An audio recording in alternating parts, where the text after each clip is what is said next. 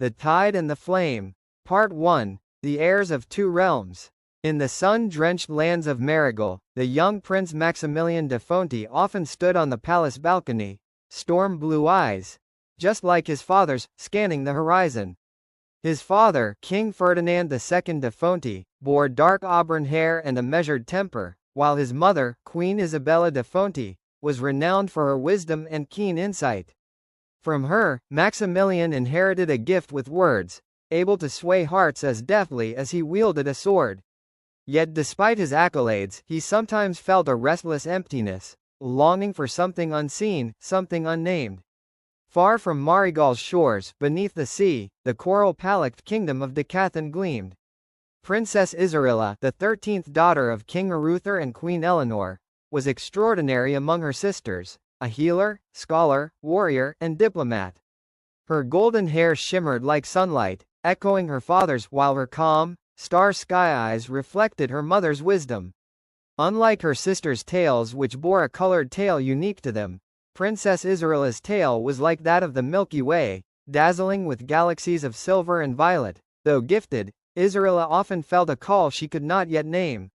In Decathan's royal library, she studied a weathered prophecy. When water meets fire, and ocean meets stone, a bond shall still the clash of realms and awaken the morning stars. From the ashes of the fallen world, a new dawn shall rise. Yet in the shadows they linger, the guardians of what was, weaving blood into their chains, and none shall they spare to keep the dawn from breaking. Part 2. The Meeting. Their fates entwined on a storm-lashed night. A pirate fleet, backed by dark magic, attacked Marigal. Maximilian, leading the defense, was thrown into the sea by a monstrous creature of tentacles and doom. Defying her father's warnings, Isarilla arrived to investigate. She found Maximilian sinking and pulled him to safety, breathing the life of the sea into him.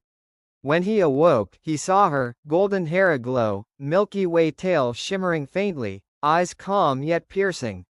"You are no dream," he whispered. "And you," she replied, "are heavier than any book I've carried." Storm met starlight, fire met tide, and the prophecy stirred in their hearts. Part 3. Prophecy Revealed. Once safe, Isarilla spoke of the ancient scroll. "There is a foretelling, of two entwined, one of tide and one of flame, whose bond shall bind earth and sea. From their union, the fate of both realms shall be cast, for in their hands rests the breaking or mending of the world." Maximilian narrowed. "I've dreamed of you," he admitted. "For years. I didn't know why, but I always felt a call from the sea." Isarilla's way tail flicked, glittering with anticipation. "If we are those two, we must fight together. Not alone. Battles on land, battles beneath the waves." He smiled, storm and fire contained in a single gesture, as one. Part 4a. The Dance of Storm and Star, Merfolk Training. The training grounds of Marigal had never seen anything like it, half-royal arena, half-flooded pool, as Isarilla insisted.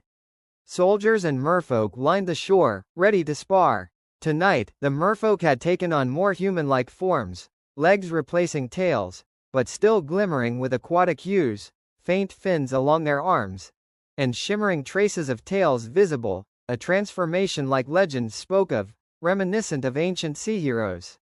Maximilian spun his sword in one hand, the blade catching the sunlight. "Try not to be too dazzled," he called out. Isarilla twirled her trident, summoning a spiral of water around its prongs. "Try not to fall on your face." Clash of worlds. Steel and trident collided with a crack of energy. He struck with calculated precision, each blow a hammer. She moved like water, each parry a ripple, each counter a tide. "You fight like a book," Isarilla teased. "And you fight like a wave," Maximilian shot back, loud, messy, and everywhere at once. Merfolk cheered, tossing water in mock attacks, testing his reflexes. One tried to sweep his legs, he jumped aside, only for another to lunge from the opposite side. He had to anticipate multiple attackers, land and water-borne alike. Land versus sea. On the shore, Maximilian drilled her. Guard high, parry left. His sword clanged against her trident. She blocked, then spun, striking a merfolk training partner in a controlled spar. Lesson 1, she said, smirking. Never underestimate balance, on land or in water. Underwater, they dove into the flooded arena. Maximilian struggled with the drag, while the merfolk moved with fluid ease, testing him with pushes and simulated attacks. Lesson 2, Isarilla called through the water, "You're slower than a sea slug." He gritted his teeth, letting the current guide his swing.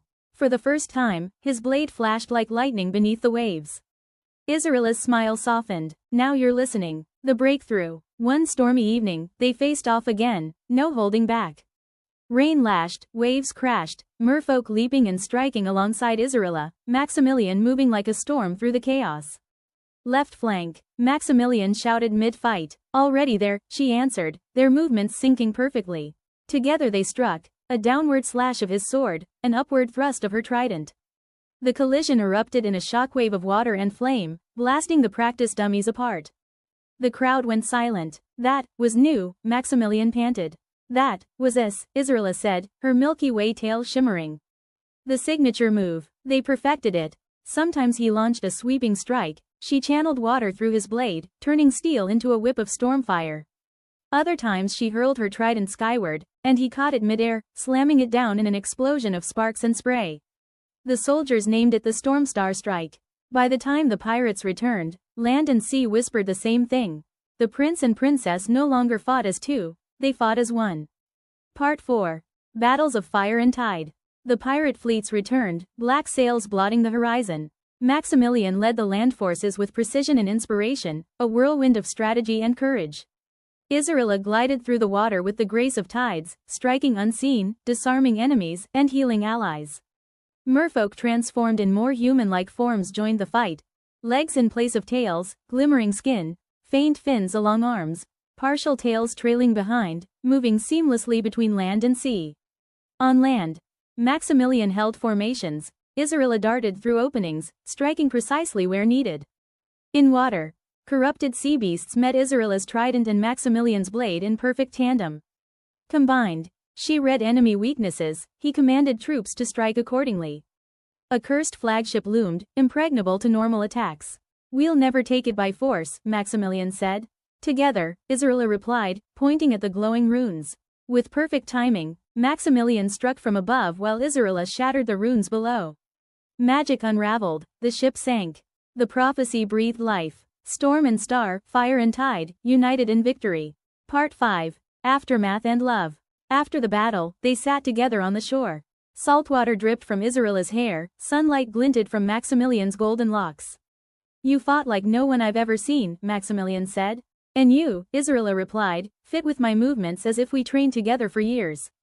Their bond deepened. Survival, duty, and love intertwined. Part 6. Marriage and Legacy. Their wedding was held on a platform half above water, half below, attended by land and sea alike. Maximilian vowed with fire, Isarilla with starlight. The firstborn, Princess Serafina de Fonti, inherited her father's red hair, storm and star eyes, her mother's gentle temperament, and his gifts. She would inherit Marigal's crown. The second, Prince Kylam, inherited his mother's golden hair, the same eyes as his sister, and her gifts of diplomacy and healing. He would rule Decathlon. Both could breathe in air and water, a gift of their union of fire and tide, acting seamlessly across both realms. Part 7. Children in Action. Serafina and Kylam first tested their abilities in battle when a rogue fleet allied with sea beasts threatened Marigal's harbor. Serafina transitioned effortlessly between air and water, commanding surface soldiers while striking underwater with precision. Kylam rose and dove through the sea, directing merfolk and coordinating attacks beneath the waves. Together, they trapped enemies from above and below, victorious in a feat no ordinary army could achieve. The people cheered for fire and starlight united, a living proof of the prophecy. Part 8. Reign of the Next Generation. Years passed. Serafina ruled Marigal, blending courage, diplomacy, and healing, fire and star in leadership. Kylam ruled Decathlon, a scholar king and peacemaker, guiding with wisdom and grace. The prophecy had been fulfilled. Water had met fire, ocean had met stone, and the morning stars rose from the ashes of the old world. Yet in the shadows, whispers lingered, of those who had once sought to stop the dawn, and the heirs of fire and tide stood ready.